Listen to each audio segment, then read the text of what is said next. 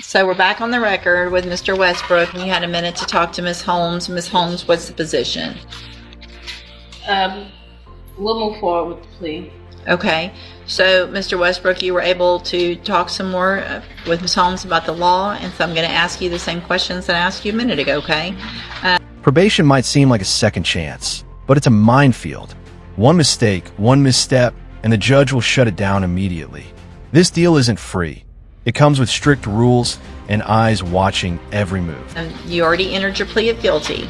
Did you do that freely and voluntarily? Yes, ma'am. And did you do that because you did what they charged you with? Okay.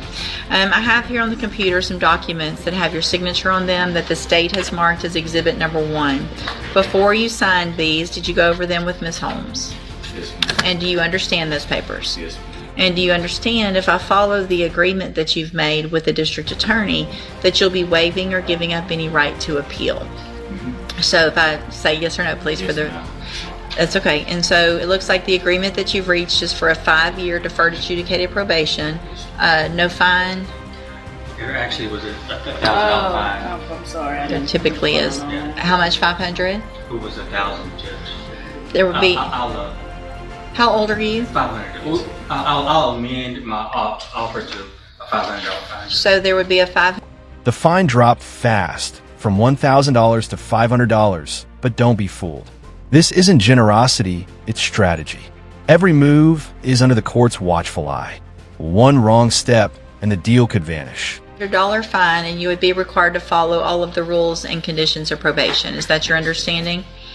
Also, do you understand, if you're not a U.S. citizen, that a plea of guilty or no contest may result in your deportation, exclusion from admission to the country, or denial of naturalization under federal law? Yes, ma'am. I have to ask everyone that. State tenders number 1. No objection. It's admitted. Is there any evidence that Mr. Westbrook is not competent? No, Your Honor. Is there any other history? Obviously, he's young. Anything that you see? None as an adult that's reflected in my file. There was a 2023 assault as a juvenile, but other than that, that's all the criminal history I have. Did you get probation when you were a juvenile? Juvenile record on file? Don't think it disappears. Even old mistakes echo in the courtroom. Judges don't just see one event. They see a pattern, and they remember. What happened on that There was case? a fight at school. It was. What happened on it because of it? Did you get in some trouble? I went to juvenile to Minnie Rogers. Right. I don't even think he was that long. I think he was like a day or two. Right. And then when you got out, did you have to do any kind of probation or anything like that? Okay. Any opposition to me waiving the pre-sentence report? No, no. Okay. Mr. Westbrook, I'm going to again find you entered your plea of guilty freely and voluntarily. Find that you're mentally competent. You understand the nature and the consequences of that plea. Find sufficient evidence to find you guilty, but I'm not going to do that. I'm going to defer all proceedings, place you on probation for a period of 5 years.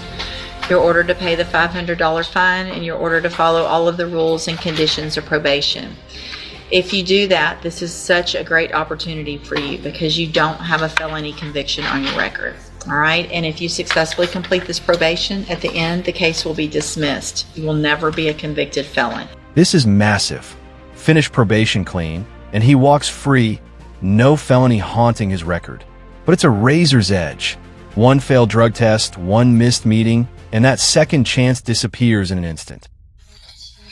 Part of this probation is going to be that you are not allowed to possess a firearm.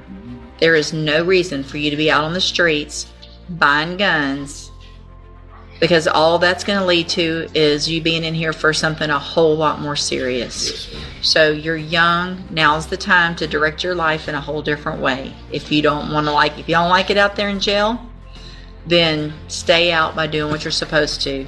If you're hanging around with people that are messing with guns and all that, stop doing it.